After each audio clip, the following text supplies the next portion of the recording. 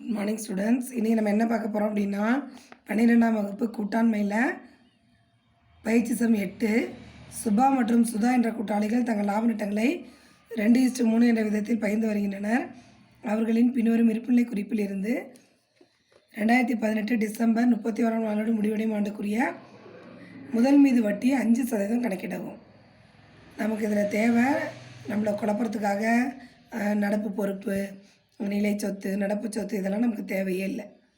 நமக்கு தேவை என்ன அப்படின்னா, அவ்வாண்டில் சுபா மற்றும் சுதாவின் எடுப்பு முறையே 8000 மற்றும் 10000, அவர்களின் ஈட்டியல் லாபம் 30,000. இது மட்டும் நமக்கு போதும். இதெல்லாம் நீங்கள் பார்த்தோன்னே ஐயோ இதில் என்னமோ இருக்குது அப்படின்னு இந்த கணக்கை அவாய்ட் பண்ணிடாதீங்க. இது ரொம்ப ஒரு எளிமையான கணக்கு. இதில் என்ன கொடுத்துருக்காங்க அப்படின்னா, கவனிக்கலாம். எப்போதும் முதல் மீது வட்டி நம்ம என்ன செய்வோம் அப்படின்னா தொடக்க முதல்ல கண்டுபிடிக்கணும். தொடக்க முதல்ல எப்போ முதல் போட்டாங்களோ ஆண்டின் தொடக்கத்திலிருந்து நம்ம அந்த வருஷம் வரையும் நம்ம கொடுக்கணும். இப்போ என்ன சொல்லியிருக்காங்க அப்படின்னா, முதல் மீது வட்டி தொடக்க முதல் கொடுக்கல. இங்கே பாருங்கள், 2018 டிசம்பர் 31ஆம் நாளோடு முடிவடையும் ஆண்டுக்குரிய இருப்புநிலை குறிப்பை கொடுத்துருக்காங்க. அப்போ வருடத்துடைய முடிவு நாள் இது. அப்போ இறுதி முதல் கொடுத்துருக்காங்க. சுபாவுக்கு 40,000, சுதாவுக்கு 60,000 சொல்லி இறுதி முதல்ல கொடுத்துருக்காங்க. முதல் மீது வட்டி கண்டுபிடிக்கும் போது நமக்கு நிலை சொத்து, நடப்பு சொத்து, நடப்பு பொறுப்பெல்லாம் தேவையில்லை. ஓகேவா? இப்போ இந்த கணக்கை நீங்கள் ஈஸியாக புரிஞ்சுக்கணுன்னா உங்களுக்கு நான் ஒரு எடுத்துக்காட்டு சொல்கிறேன். இங்கே பாருங்களேன், ஒருத்தவங்க ஃபஸ்ட்டு 100 ரூபா முதல் போட்டிருக்காங்க. அந்த ஜனவரி 1ஆம் தேதி என்ன பண்ணியிருக்காங்க, 100 ரூபா முதல் போட்டிருக்காங்க. கொஞ்ச நாள் கழித்து என்ன பண்ணியிருக்காங்க, எனக்கு கொஞ்சம் செலவுக்கு பணம் வேணும்னு சொல்லி எடுப்பு என்ன பண்ணியிருக்காங்க, எடுத்திருக்காங்க. மைனஸ் பண்ணணும். எனக்கு பணம் வேணும், போட்ட முதல்ல எனக்கு கொஞ்சம் பணம் வேணும்னு சொல்லி சொந்த செலவுக்கு எடுத்திருக்காங்க. இப்போ எவ்வளோ இருக்குது அவங்களுடைய பணம்? 80,000 இருக்குது. இப்போ என்ன பண்ணியிருக்காங்க, நான் இன்னும் கொஞ்சம் என்கிட்ட பணம் இப்போ நிறையா இருக்குது, நான் கொஞ்சம் போடுறேனே அப்படின்னு சொல்லிட்டு என்ன பண்ணுவாங்க, கூடுதல் முதல் போட்டிருக்காங்க. எவ்வளவு? ஒரு 40 ரூபா போட்டிருக்காங்க. இப்போ எவ்வளோ இருக்குது அப்படின்னா 120 இருக்குது. அடுத்தது வருஷத்தோட இறுதி அப்படின்றதுனால இவங்களுக்கு என்ன பண்ணியிருப்பாங்க, ஒரு 30 ரூபா இதில் இந்த லாபம் வந்திருக்கும். எவ்வளோ வந்திருக்கும்? 30 ரூபா அவங்களுக்கு லாபம் இதில் கிடச்சிருக்கும். ஓகேவா? இப்போ எவ்வளோ இருக்குது? 150 ரூபா அந்த நிறுவனத்தில் அவங்க போட்ட முதலோடு சேர்த்து எவ்வளோ இருக்குது? 150 ரூபா இருக்குது. ஸோ இதுதான் இறுதி முதல். கவனிச்சுக்கோங்க, இதுதான் இறுதி முதல். இப்போ நம்மகிட்ட கொடுத்துருக்க அமௌண்ட்டு இந்த 150 ரூபா தான் கொடுத்துருக்காங்க. இந்த 150 ரூபாயை நம்மகிட்ட கொடுத்து இதுலேருந்து நீங்கள் முதல் மீது வட்டி கண்டுபிடிக்கணும்னு கொடுத்துருக்காங்க.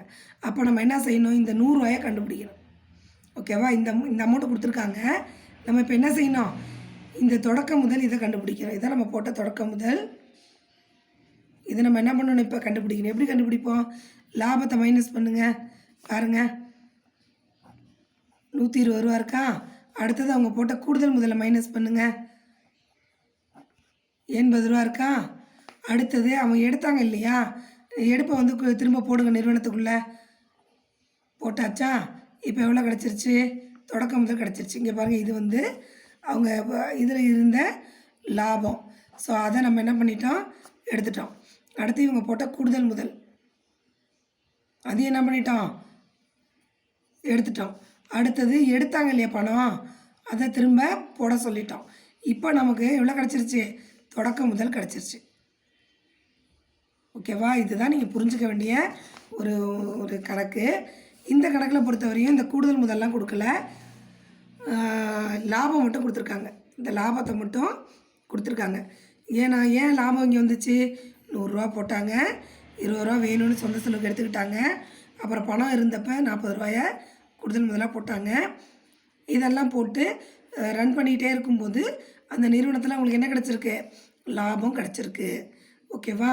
ஸோ இந்த இறுதி முதலை தான் நமக்கு கணக்கில் கொடுத்து, இறுதி முதல்ல நம்மளால் என்ன கண்டுபிடிக்க முடியாது, முதல் மீது வட்டி கண்டுபிடிக்க முடியாது.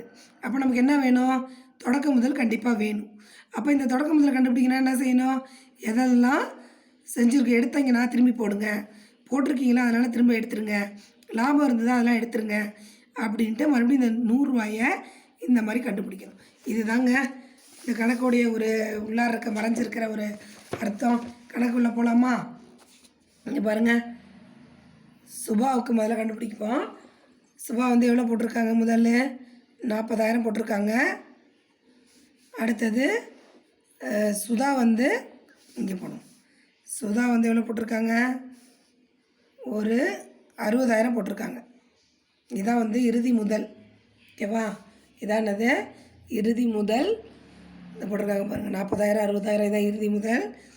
அடுத்தது இவங்க என்ன பண்ணியிருக்காங்க? அவ்வாண்டில் சுதாவின் எடுப்பு முறையே 8,000 10,000.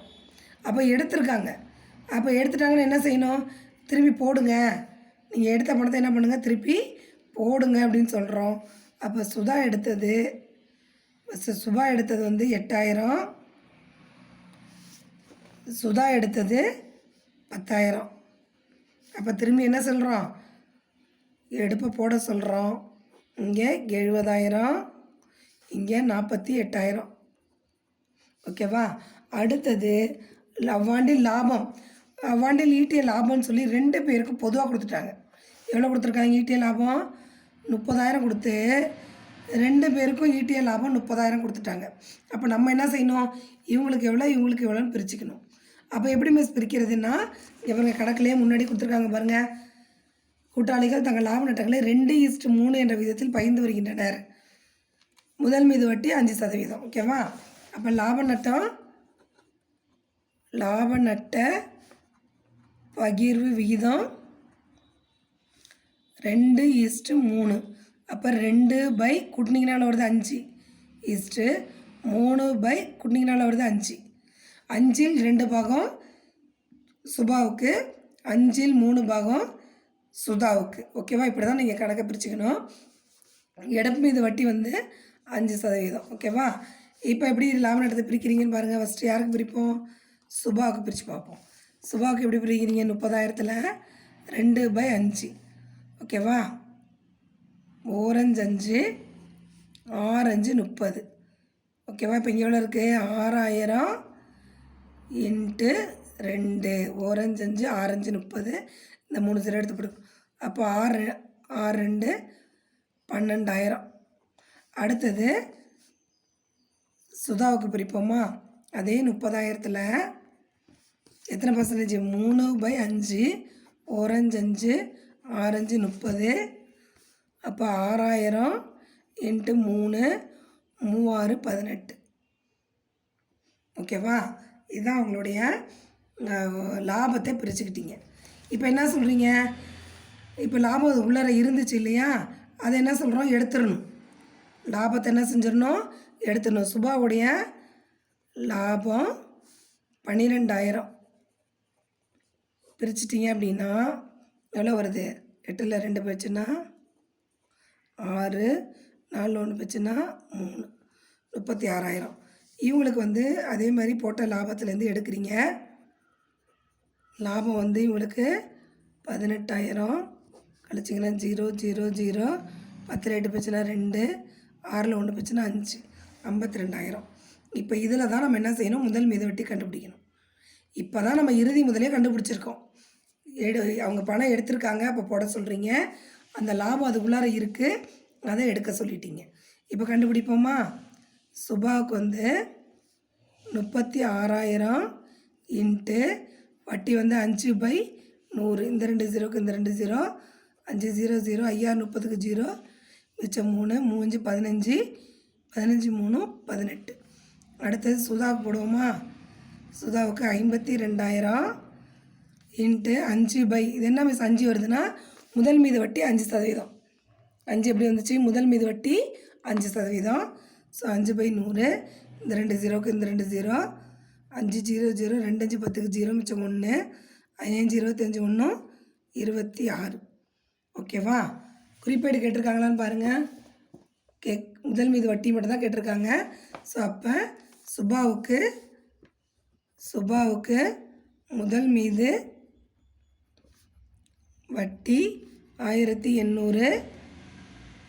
சுதாவுக்கு முதல் மீது வட்டி 2,600. நம்ம இல்லைன்னா ஃபார்முலா படி கேட்குறாங்க அப்படின்னா முதல் மீது வட்டி கணக்கு பற்று 4400, சுபா நடப்பு கணக்கு 1800, சுதா நடப்பு கணக்கு 2600. அதே மாதிரி லாப நட்ட கணக்கு பற்று முதல் மீது வட்டி வரவு 4400, 4400 இப்படி கணக்கை முடிச்சிருங்க. இது பார்க்க தான் கஷ்டமாக இருக்கும், ஆனால் ஒன்றுமே இல்லைங்க. நீங்கள் நான் சொன்ன பார்த்தீங்கன்னா ஒரு கான்செப்ட், இந்த 100 ரூபா கான்செப்ட்டு, இந்த கான்செப்டை மட்டும் ஞாபகம் வச்சுக்கோங்க. இந்த முதலை கொடுத்து தொடக்க முதல் கேட்டு இதில் நம்ம முதல் மீது வட்டி கண்டுபிடிக்கணும். ஓகேவா? முதல்ல இந்த முதல் கொடுத்துருக்காங்க. நம்ம என்ன செய்யணும், கூடுதல் முதல் சில நேரத்தில் கொடுக்காம கூட இருக்கலாம். நான் எக்ஸ்ட்ரா சொல்லியிருக்கேன். ஒருவேளை கூடுதல் முதல் போட்டிருந்தால் இந்த மாதிரி தான் வரும். இல்லை லாபம் கண்டிப்பாக கேட்டிருப்பாங்க. இது பொதுவாக கொடுத்துட்டாங்க, தனித்தனியாக கொடுத்துட்டாங்கன்னா மைனஸ் பண்ணிக்கலாம். பொதுவாக கொடுத்துருந்தாங்க அப்படின்னா எத்தனை சதவீதம், 5:3 அப்படின்னா 5/8, 3/8 அவங்கவுங்களையும் பிரிச்சுக்கணும். இது ரொம்ப ரொம்ப ஒரு எளிமையான கணக்கு. புரிஞ்சுக்கிறது மட்டும்தான் கொஞ்சம் கஷ்டமாக இருக்கும். ஆனால் புரிஞ்சுக்கிட்டீங்க அப்படின்னா ரொம்ப ரொம்ப எளிமையாக நீங்கள் போட்டுருவீங்க. Thank you students.